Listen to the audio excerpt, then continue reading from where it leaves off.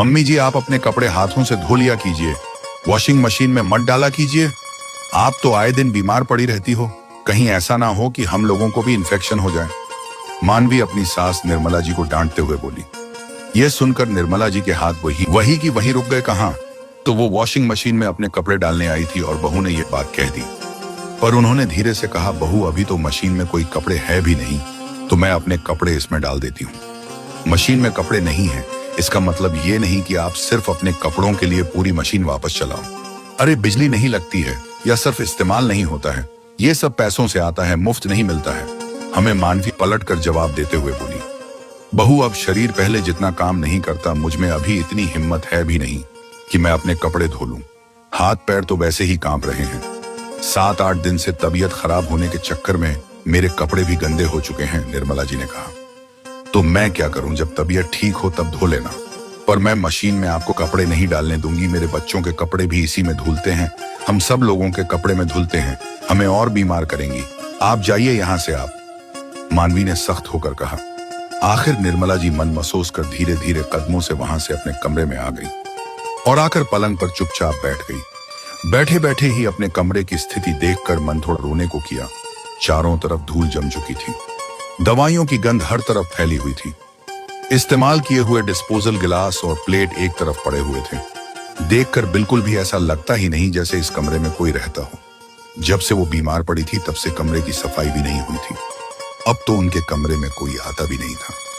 तभी उनकी नजर उनकी पुरानी सी गोदरेज की अलमारी पर लगे आईने पर गई। जब खुद को देखा तो आंखों से आंसू ही गिर पड़ी। कितनी निढाल सी हो चुकी थी वो। मैले कुचेले कपड़े पहने हुए उनके शरीर में बिल्कुल जान तक नजर नहीं आ रही थी। हड्डियों का पिंजर बन चुकी थी बिल्कुल। अभी 5 महीने पहले तक सब कुछ कितना सही था। छोटा सा परिवार था। निर्मला जी, उनके पति जगन जी, बेटा प्रवीण, उसकी पत्नी मानवी और उनके 2 बच्चे चारू और प्रिंस। जगन जी प्राइवेट बैंक में नौकरी करते थे, जबकि निर्मला जी गृहिणी थी। बेटा प्रवीण भी एक कंपनी में नौकरी करता था। वही मानवी भी एक अस्पताल में रिसेप्शनिस्ट का काम करती थी। काम पर जाने से पहले मानवी से जितना काम होता था वो कर लेती थी, बाकी सब निर्मला जी संभाल लेती थी, बच्चों को संभाल लेती थी। इसलिए मानवी बेफिक्र होकर के काम कर लेती थी। लेकिन अभी 5 महीने पहले जगन जी का आकस्मिक निधन हो गया। उसके बाद तो निर्मला जी अपने आप को संभाल ही नहीं पाई। अब निर्मला जी की स्थिति ऐसी नहीं थी कि वो घर और बच्चों को संभाल पाए, इसलिए मजबूरन मानवी को नौकरी छोड़नी पड़ी। पहले तो 3 लोग कमाते थे तो आराम से घर खर्च भी चल जाता था, पर अब पूरा भार एक ही इंसान पर आ चुका था। इसलिए प्रवीण ओवरटाइम करने लगा था। ऊपर से मानवी को ही घर अकेले संभालना पड़ रहा था, इसलिए वो भी अब चिड़चिड़ाने लगी थी।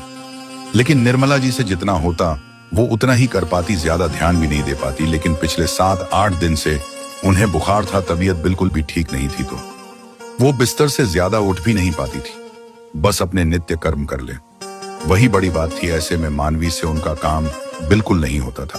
प्रवीण ही आते समय उनकी दवाइयां ले आता था। जब से निर्मला जी बीमार पड़ी थी, मानवी अपने बच्चों को उनके कमरे में भी नहीं आने देती थी और ना ही खुद आती थी। इसलिए पिछले 7-8 दिन में उस कमरे की सफाई भी नहीं हुई थी।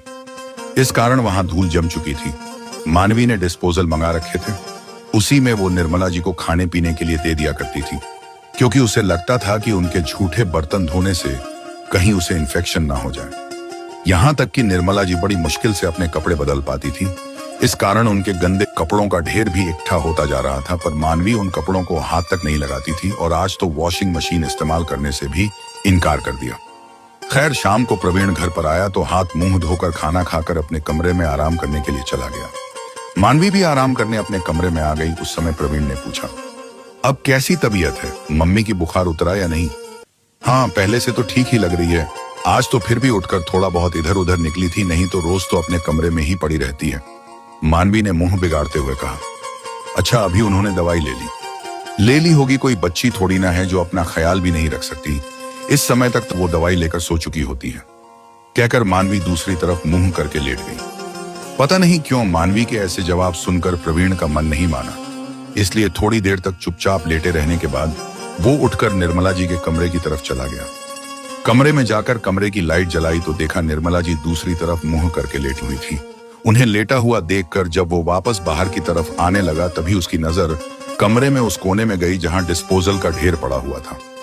कमरे में धूल जमी हुई थी कमरे की स्थिति को देखकर वो हैरान था। निर्मला जी भला ऐसे माहौल में कैसे रह रही होगी, एक बीमार इंसान तो ऐसे माहौल में और बीमार हो जाए। ये देखकर वह बिल्कुल हैरान था। उसे समझने में देर नहीं लगी कि इस कमरे में तो शायद मानवी आती ही नहीं होगी, ना ही साफ सफाई करती होगी। उसे मानवी से ज्यादा खुद पर गुस्सा आ रहा था। कैसे वो मानवी के भरोसे अपनी मां को छोड़कर बैठा हुआ था, जो 7-8 दिन में एक बार भी आकर उनके पास नहीं बैठा, ना ही उनके हालचाल पूछे। खैर, निर्मला जी अभी सो रही थी तो उन्हें डिस्टर्ब करना उसे सही नहीं लगा। लेकिन दूसरे दिन वो सुबह सुबह ही उठ गया और सबसे पहले निर्मला जी के कमरे में जाकर उस कमरे की सफाई करने लगा। अपने कमरे में हलचल को सुनकर निर्मला जी की नींद खुल गई। देखा तो प्रवीण कमरे की सफाई कर रहा था। यह देखकर निर्मला जी ने कहा, बेटा ये क्या कर रहा है? कुछ नहीं मम्मी, आपके कमरे की सफाई कर रहा हूँ। आखिर मैं आपका बेटा हूँ, मेरी भी कुछ जिम्मेदारी है। लेकिन आपने ये अपनी क्या हालत कर रखी है? ऐसे मैले कुचैले कपड़े क्यों पहन रखे हैं? ये सुनकर निर्मला जी ने अपनी नजरें नीचे कर ली। प्रवीण को समझते देर नहीं लगी कि क्या हुआ होगा। उसने धीरे से कहा, तो आप वॉशिंग मशीन में कपड़े डाल देती, वो तो ऑटोमेटिक है, उसमें कपड़े धुल जाते। बेटा, बहू ने मना कर दिया, वॉशिंग मशीन से तुम्हारे कपड़ों में भी इंफेक्शन हो जाएगा। उसके आगे प्रवीण ने कोई सवाल नहीं किया। तभी उसकी नजर पलंग के कोने में रखे हुए गंदे कपड़ों के ढेर पर गई। उसने निर्मला जी के हाथ पर हाथ रख और उन्हें आश्वासन दिया कि मैं हूं ना। जब तक मानवी उठी तब तक प्रवीण ने उस कमरे की सफाई कर दी थी और वो बाथरूम में था। तब मानवी ने अपनी और प्रवीण के लिए चाय बनाई। जब वो चाय लेकर बाहर आई तब प्रवीण बरामदे में था। वो प्रवीण की चाय लेकर बाहर आई तो देखा प्रवीण निर्मला जी के कपड़े सुखा रहा था।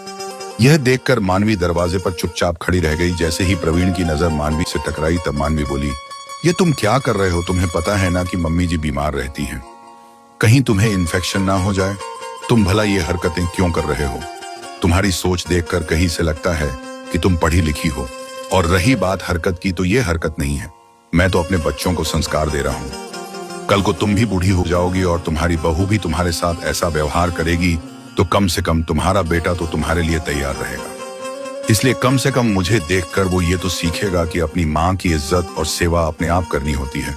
मैं तो तुम्हारा बुढ़ापा सुधार रहा हूँ। कहकर प्रवीण ने चाय का कप मानवी से ले लिया और चुपचाप हॉल में आकर बैठकर चाय पीने लगा। इसके आगे मानवी की कुछ कहने की हिम्मत नहीं हुई। लेकिन उसे समझ में आ गया कि प्रवीण आखिर कहना क्या चाहता था। इसलिए मानवी ने ऐसी हरकत दोबारा नहीं की। आपको यह कहानी कैसी लगी?